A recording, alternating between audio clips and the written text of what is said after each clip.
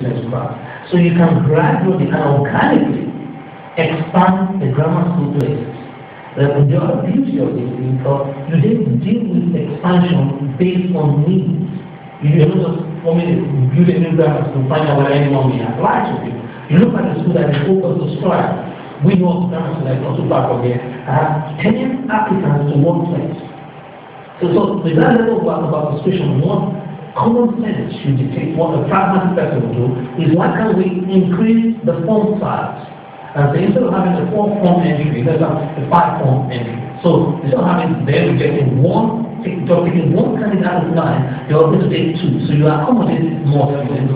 You're able to resource those students, and then we draw results gradually from schools that are not popular. I don't see anything morally wrong with that. President, the Globe Academy Secondary School in Nantes yesterday has been rejoicing after receiving a high-profile visit, President Barack Obama. What is the significance of this on this issue? If you know anything about Nantes and Globe Academy specifically, you understand why they needed such inspiration. Because traditionally it was an university school with results that were very, very unpalatable, it was very unpopular. So what the government is trying to say is that we still have emphasis placed on education. If we have any opportunity, we try and inspire those that are in schools that are perceived to be poor performing, in local authorities that are traditionally poor performing. And the last time, the first lady was here, she went to another school in visiting our very, very poor performing. So they came in there, not East London, and spoke to the girls, and that raised inspiration. It gave them the sense of self-worth. So what they were doing this time was this another school, how big in another area in London that is very depressed academically, and trying to see we can raise standard is just by visiting, by inspiring, and see what we can throw at them, make the students feel a high degree of self-worth. Having played ping pong or tennis, table tennis with the president, it gives them some degree of confidence, and we hope in another 4 or 5 years, that seed that was planted will grow up, and then we'll have a new generation of high achieving students from those parents. Next week is half term. How should parents be preparing their students for the exam immediately after half term? Which is a bit hard when I look at it, because the students right now are actually, some are writing exams today, and we'll send it out back, which is others are going to write theirs tomorrow, and then Friday. And all of a sudden, one day is done, now they have to go on a break for a whole week. And that whole week, the school shuts down. That's what I find it difficult to understand. If you are having exams, having a break does not even come into it, because you're in the middle of a war, you're engaged in the biggest battle of your life, you're writing with DCSC, which is a maximum achievement.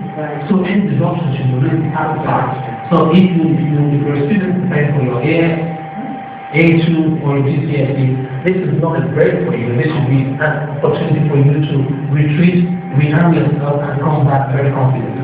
So I know that the AI program has a special commitment.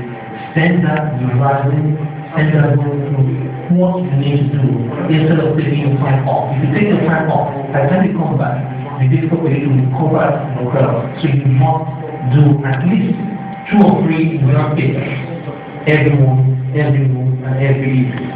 Why you're so confident on that step. If you can't find yourself in for a revision program, go on the website, because on some sites are not doing it. So I was just about to ask you about the webinar, how best they can actually benefit from the webinar, and the sites they can actually go to. Yeah, the Excellence Education website offers quite a lot of that. Or you can come to our website, come to imafidon.com, and we'll give you a list that takes you on to the webinar. When you interact with one student, looking specifically at last year's classes and year before, and looking at the topics that are common in every single subject. So it's not subject specific in every single level, it's not level specific, it's not board specific, it's across the board. So you really have to good if you went on the website, or you go to the blog section and interact with discussion looking at how to tackle specific questions. So most students from Japan. Tell us, how is that? The OECD did a report, looked at all the schools and looked at different school levels, different age levels. And what they found out statistically was that the Asian countries tend to have a higher standard of behavior compared to Western countries. It's not so surprising because there's a correlation between academic performance and attainment and the behavior of the students. So it's difficult for you to be ill-behaved and still from the class. You have to have a focus, you have to have the discipline, you have to have the dedication, and that comes from a strong character. And again, that's why even when I look at statistics here, I show that faith-based schools always outperform state-based schools, because faith-based put a lot of emphasis on character and behavior, and the faith allows literally everything goes, because they don't have any rigid framework. If you are attending a faith-based school, you have to adhere to the principles of that faith. You have to follow the strict discipline from that faith. So you have to be practitioner if you are attending faith-based school. The requirement of a state school is not that strict, it's not that so there is a tendency for that laxity to be there, and that invariably affects academic performance. So the lesson we should take home from this is that if you have a good character, if you have well-behaved students, you are likely to end up with good marks or better marks. Apart from a good character and very good behavior, what other skills do Japanese have that Western countries can actually teach? And after all, in the education system? Cohesion, because the family unit is still there. I mean, they have to have a independent family. So you find that if you raise a child in the community, you are less likely to have problems of delinquency than if you have the individual family failing its own and doing it all by itself. Because you cannot raise a child as a family. It takes an entire community to bring up a child if we are going to bring the best out of that child. So we need to be very careful in terms of fragmenting our community or thinking that the world